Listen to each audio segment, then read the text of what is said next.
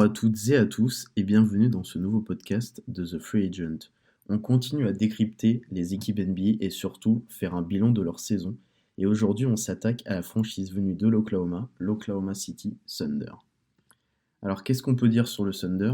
Déjà, on va parler du bilan. Ils ont fini avec 24 victoires et 58 défaites, ce qui les place 14e à l'ouest, donc juste devant les Houston Rockets qui ont fini dernier. L'équipe emmenée par le coach Mark Daigneault a souffert en attaque puisqu'ils sont seulement 29e à l'offensive rating, pardon. Ça veut dire qu'il y a juste une équipe derrière eux. En défense, ça a été un peu mieux, ils ont fini 18e, mais pas suffisamment pour gagner plus de 25 rencontres. Étant donné que c'est une équipe assez jeune, et on va y revenir, ils finissent 12e sur 30 à la pace. Donc voilà, c'était une équipe qui pratiquait un jeu plutôt rapide. Alors si on parle de l'équipe, on a évidemment les jeunes à potentiel que sont Shai Gilgeous-Alexander, pardon, Darius Bazley, Ty Jerome, et on avait pas mal de rookies on dénombrait Treman, on avait Josh Giddey l'Australien, et on va y revenir, on avait les Américains Aaron Wiggins et Jeremiah Robinson Earl, et enfin on avait Vit Krejci le Tchèque. Voilà. Alors, qu'est-ce qu'on peut en dire de cette saison? Bah, évidemment, quand on est à 24 victoires, on parle d'une saison compliquée. On n'en attendait pas spécialement beaucoup de la part d'Oklahoma City, étant donné l'effectif. Et ça a été une saison plutôt logique en ce qui concerne leur bilan. Donc, qui dit mauvais bilan dit loterie. Et à la loterie, ils s'en sont très très bien sortis, puisqu'ils finissent avec le deuxième choix, juste derrière le Magic d'Orlando. Donc c'est plutôt pas mal étant donné qu'il y avait deux, trois équipes qui avaient un moins bon bilan. Ils sont quand même remontés à la loterie, donc c'est intéressant. Et en plus, ce qui est intéressant, c'est qu'à la draft, les joueurs qui sont annoncés très haut sont des intérieurs plutôt. On a Jabari Smith, on a Paolo Banchero, on a encore la tour de contrôle de Gonzaga, Chet Holmgren. Donc ça va être intéressant de savoir qui va choisir Oklahoma City. Pas sur l'aspect purement prendre un jeune, parce qu'il y a quasiment que ça dans l'effectif. Mais étant donné les bons joueurs qui se présentent à la draft, c'est intéressant, et c'est surtout intéressant pour le fit. Puisque Oklahoma City a ses joueurs majeurs qui sont plutôt des joueurs extérieurs. On a parlé de Shai Gilgeous-Alexander Lamine. On a Josh Giddey qui s'est installé à l'arrière, le rookie. On a Lugensdort sur l'aile. Et c'est vrai qu'à l'intérieur, bah, on n'a pas tant de joueurs dominants que ça. On a les vétérans, par exemple, Favors et Muscala. Mais je pense qu'il y a vraiment une place à prendre. Donc ça va être intéressant, je me répète un peu, mais de voir qui ils vont choisir. Et un petit rappel historique. OKC a déjà eu deux fois le deuxième choix de la draft, et à chaque fois ils ont drafté un futur Hall of Famer, puisqu'en 90 c'était les Sonics à l'époque, ils ont drafté Gary Payton, et en 2007 toujours les Sonics, puisqu'ils ont déménagé à OKC pour la saison 2008-2009. Eh bien il s'agit de Kevin Durant, rien que ça, ce qui est plutôt intéressant. Donc, pour revenir sur la saison en elle-même, parce que la draft, voilà, on vient de l'évoquer, le joueur majeur, c'est le même de ces dernières années, c'est le Canadien Gilgeous-Alexander. Voilà, il a encore réalisé une saison niveau All-Star. Il a un peu caché les manques de cette équipe par son talent. Même en fin de match, il a sauvé plusieurs rencontres. Alors, il finit la saison avec plus de 24 points de moyenne, 5 rebonds, 6 passes. Le seul problème qu'il a connu cette saison, enfin, un des problèmes, c'est qu'il a baissé au tir. Il a connu plutôt des grosses régressions, parce qu'il finit à 45% au global et à 30% de loin, ce qui sont ses pires moyennes en carrière. Et qui plus est, il a fini à 56 rencontres disputées sur la saison, ce qui fait pas beaucoup, enfin c'est pas suffisant pour espérer quoi que ce soit. Il s'est blessé au genou courant du mois de mars. Donc bon, c'est compliqué, c'est toujours compliqué quand tu as des effectifs jeunes comme ça, et que tu te dis, bon bah, on a pas mal de jeunes, on essaie de les faire progresser, et il y a des blessures, ton joueur majeur qui est touché, c'est toujours embêtant. On peut aussi parler de Lugensdort qui a entamé si je ne dis pas de bêtises, sa deuxième saison. Voilà, c'est ça. Non, c'était sa troisième saison, pardon. Il a tourné à plus de 17 points par match, donc ce qui est hyper intéressant. Il a fini deuxième meilleur marqueur de l'équipe sur ceux qui ont eu un gros temps de jeu, avec juste derrière Gilgeous-Alexander. Il a pris 4 rebonds. Bon, il était intéressant dans son apport, mais lui aussi, il n'a pas disputé beaucoup de rencontres, et ça commence à être un problème pour lui, puisque sur ces 3 saisons, son maximum de matchs, c'est 52 sur 82. Donc c'est quand même un peu compliqué pour envisager la suite si tu as un joueur qui se blesse régulièrement. Ça sera surveillé, mais c'est vrai que déjà avec ces deux-là, ça fait pas mal de blessures. Si on peut aller un peu sur le côté négatif de la saison, parce que forcément, avec le bilan, t'en as forcément, c'est les blessures. On en parlait, un effectif jeune comme ça, des blessures, il y en a eu plein. Il faut savoir qu'à la fin de la saison, on avait quand même Gilgeous-Alexander et Dort qui étaient blessés. On avait Favors qui s'était blessé au dos. On avait Mike Muscala qui s'était blessé au genou. On avait Ty Jerome qui s'était blessé à la hanche, qui tournait d'ailleurs à 7 points par match, qui était intéressant. Et puis on a Darius Bazley qui lui était à 11 rebonds et 11 points et 6 rebonds, qui lui aussi s'est blessé au genou. Donc compliqué de tirer un vrai bilan sur cette saison, étant donné qu'il y a eu énormément de blessures. Si vous vous souvenez du match, il y a eu un match OKC-Portland en fin de saison, et la liste des blessés de part et d'autre était absolument folle. Et puis on se disait, c'est quand même incroyable de, d'avoir autant de blessés, quoi. Alors on peut quand même parler de Théo Maldon, notre Français, qui a beaucoup moins joué que l'année dernière. L'année dernière, il a eu beaucoup plus les clés du camion. Cette année, ça a été plus compliqué. Il a joué que 51 rencontres. Il en a démarré en tant que titulaire que 7. Il a perdu 10 minutes de temps de jeu. Du coup, ça s'est ressenti. Il tourne plus qu'à 7 points, 2 rebonds, 2 passes, alors que l'année dernière, il était en 10 points, 3 rebonds, 3 passes. Voilà, il s'est fait un peu griller la politesse, donc à voir ce que ça donne pour lui par la suite. Mais c'est compliqué, puisque avec tous ces blessés, c'est difficile d'envisager la suite, parce que on connaît OKC, on les a surnommés l'équipe tour de draft, avec tous les pics que Sam Presti a récupéré à droite à gauche, et il a complètement cassé l'effectif pour appuyer sur le bouton rebuild après le départ de Westbrook et le départ de Chris Paul. Donc tous ces éléments me font dire que compliqué de voir où cette équipe va aller, parce que, comme je l'ai dit, on a beaucoup de jeunes. Il faut savoir que les trois quarts de l'effectif euh, n'a pas 20, enfin c'est même pas les trois quarts, c'est quasiment 90% de l'effectif qui a moins de 25 ans. Donc on peut se dire, bon on va les laisser progresser, sauf que là ils ont été minés par les blessures cette année, à voir ce que ça donne l'année prochaine. Et puis surtout, si t'as que des choix de draft, tu peux les échanger, c'est pas du tout interdit, mais compliqué, parce que plus t'as des choix de draft, plus c'est compliqué d'avoir une bonne contrepartie en retour, parce que les équipes en face vont forcément se dire, bon on va aller chercher un maximum de pics de draft de cette équipe, et du coup t'es obligé de t'en séparer, et à la base, ce qui était une plutôt bonne idée, de récupérer un pas de tour de draft, ça s'est pas avéré si incroyable que ça, parce qu'il n'y a pas vraiment beaucoup de joueurs qui ont explosé dans cette équipe, et vu tous les jeunes qu'il y a, ça va commencer à poser problème. Pourquoi? Si le niveau monte pas, au bout d'un moment, les fans vont s'impatienter, et puis même la direction va s'impatienter, donc il va y avoir des trades, donc tu vas casser la continuité. Et puis surtout au niveau des salaires. Parce qu'au bout d'un moment, euh, les contrats rookies sont des contrats en 2+2, donc les deux contrats garantis et les deux contrats en option équipe. Mais après, il faut les payer, les joueurs. Et plus ils sont draftés, plus ils sont candidats à une grosse prolongation, et tu peux pas prolonger tout le monde. Donc il va falloir se poser des questions. Cette année, ça va pas encore être le cas, mais on va y revenir.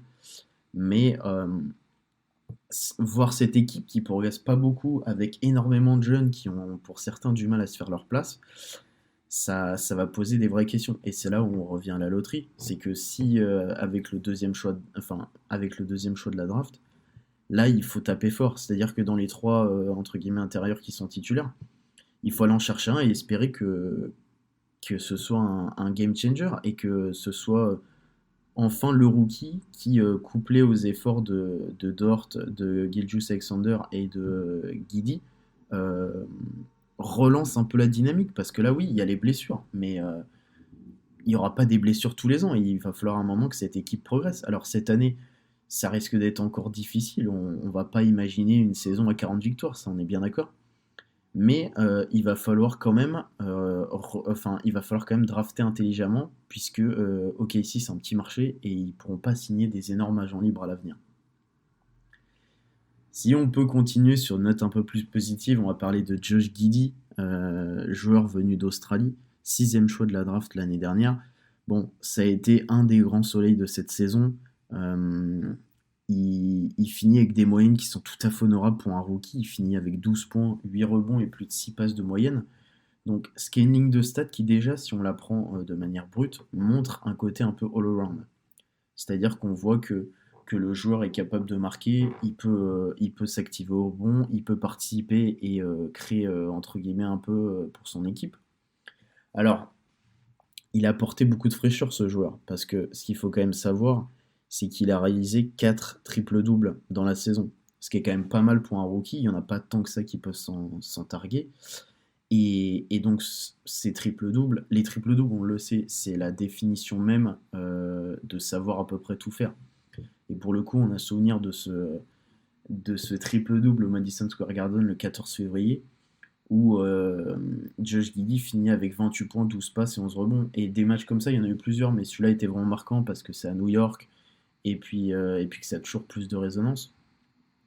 Donc voilà, en plus, il s'est installé à un poste qui n'était pas forcément hyper fourni chez le Thunder, pardon.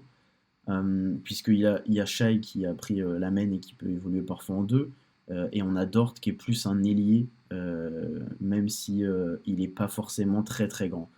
Mais bon, en tout cas, ça fait une traction arrière qui est plutôt intéressante avec les trois qui se complètent assez bien. Et puis voilà, c'est un truc sur lequel il faut bosser pour la suite. Je pense qu'il faut de la continuité. Et, et là, c'est intéressant ce qu'on a vu, en tout cas de Guidi. Bon, le seul problème, c'est son tir à 3 points. Il est qu'à 26%. Mais c'est toujours pareil, c'est un rookie. Il a une saison, il a totalement le temps de s'améliorer. Enfin, rappelez-vous, pour les plus anciens, de Jason Kidd, qui au début de carrière était pas spécialement un gros shooter, et à la fin de sa carrière, il était quand même sûr derrière l'arc. Des joueurs, même LeBron. LeBron, c'est pas un shooter à la base. Alors, je ne compare pas les joueurs, mais c'est pour dire que tout est encore possible, il n'y a qu'une saison de fête. Mais ça peut devenir vite problématique parce que le tir à 3 points, c'est quand même la condition sine qua non pour réussir dans cette ligue du 3 points outrance qui a été amenée par les Warriors. Il va falloir à un moment donné que Guidi devienne à peu près sûr derrière l'arc. Alors il a le temps de progresser, mais c'est entre guillemets un des seuls trucs qu'on peut lui reprocher, puisque sinon il a quand même fait une saison qui est quand même tout à fait honorable. Donc ça nous amène du coup à l'été. Qu'est-ce qui va se passer à l'été à OKC? Je pense qu'il va pas se passer grand-chose. Il va y avoir la draft dont on a parlé, euh, mais il va y avoir plusieurs préoccupations. Donc il va falloir, euh, il va falloir que l'équipe soit bien constituée. Je m'explique. Le plus vieux joueur de cette équipe, c'est Mike Muscala, suivi de Derrick Favors. Ils ont 31 ans. Enfin, ils vont les avoir là au mois de juillet. C'est des vétérans. Et des vétérans, on sait que dans une équipe, surtout jeune, c'est quelque chose qui est hyper important pour transmettre. Et il va falloir à un moment donné que cette équipe se bâtisse autour de vétérans aussi, parce que tu peux pas avoir deux vétérans et que des jeunes et espérer aller loin, c'est pas possible. Pour l'instant, c'est pas gênant, mais déjà dès cet été, Oklahoma City peut réfléchir à des vétérans à qui ils peuvent donner un contrat plutôt sympa, parce qu'avec tous les jeunes, tu as forcément des petits contrats, parce que les contrats rookies sont jamais très élevés. Et comme ils vont pas tous être prolongés et qu'il y en a plein qui viennent d'arriver, tu vas avoir de l'argent, entre guillemets. Donc pourquoi pas parier sur un ou deux vétérans qui peuvent être intéressants, surtout sur les postes extérieurs, parce que du coup, Favors, Muscala dans la raquette, c'est suffisant. Mais c'est vrai que sur les zones extérieures, on n'a pas de vétérans, en fait, tout simplement. Enfin, on regarde à la main, le plus vieux, c'est Gilgeous Alexander. Sur le poste arrière, le plus vieux, c'est Andrew, pardon. C'est Ty Jerome qui est en troisième saison. À l'aile, c'est pareil. Le plus âgé, il est né en 94, c'est Kenrick Williams. Il va falloir des vétérans sur les postes extérieurs, ça c'est clair et net. Et à voir ce qu'ils peuvent recruter. Et surtout, bah, ça va être les blessures, parce que là, on l'a dit plusieurs fois depuis le début de ce podcast, OKC a connu une saison avec beaucoup de blessures, en plus sur des joueurs importants. Il va falloir que tout le monde se remette. Il va falloir que tout le monde se remette, parce que si les bilans, enfin les saisons vont être compliquées dans les années à venir, ça c'est clair. Euh, pour une équipe comme ça, très jeune, tu peux pas d'un coup d'un seul faire une folie, surtout à l'ouest, ça va être très compliqué. Donc il va falloir manger son pain mou. Enfin, je sais plus exactement ce que c'est l'expression, vous m'excuserez, mais il va falloir prendre son mal en patience, voilà. Euh, et la condition, c'est que les jeunes reviennent bien. C'est-à-dire que Gilgeous-Alexander, il faut qu'il revienne bien. Dort également. Bazley aussi, à l'intérieur, qui va avoir une carte à jouer. Et moi, ce qui me semble important, c'est la continuité. Parce que, clairement, OKC n'a rien à jouer l'année prochaine. Euh, le but, et ça a été affiché, et c'est cette politique des tours de draft qui la met en valeur, c'est engranger un maximum d'expérience pour que ces jeunes finissent par devenir compétitifs et que le noyau de jeunes joueurs puisse monter. On a vu plein d'équipes comme ça. On va citer les finalistes. Les Warriors, à l'époque, à la fin des années 2000, Curry arrive, Thompson arrive, Green arrive, on les laisse mûrir, on met des bons jeux retour, donc il y avait David Lee encore à l'époque, il y avait Bogut, on les a laissés grandir et c'est devenu une dynastie. Boston, c'est pareil. Boston, la phase de transition post Doc Rivers, Paul Pierce, Rajon Rondo, Ray Allen, Kevin Garnett. On a drafté des jeunes, on a drafté Smart, on a drafté Jaylen Brown, on a drafté Jason Tatum, et on les a fait patienter. Et il y a eu des discussions en plus. Rappelons-nous, même encore cette saison, ouais, le duo Brown-Tatum, ça va peut-être rien faire, etc. Et ça va en finale. Donc deux bons exemples qui peuvent donner de l'espoir au KC sur le fait de bien faire grandir leurs jeunes. Et ils sont coutumiers du fait, ils ont déjà réussi. Rappelons-nous de la triplette Harden-Durant-Westbrook qui a fait saliver plus d'une personne sur le papier, qui a jamais exploité son principe, son potentiel max. Donc ils savent bien drafter et ils savent faire grandir leurs joueurs. Alors il va falloir être patient, ça c'est sûr, mais il va falloir miser sur la continuité pour moi. Sauf quand les contrats vont obliger à faire des choix, mais pour la saison prochaine, il faut conforter ces jeunes, il faut leur donner encore plus de responsabilités, il faut les faire grandir, il faut les accompagner, et il va falloir des vétérans pour les guider dans les moments importants. Ça me paraît clair.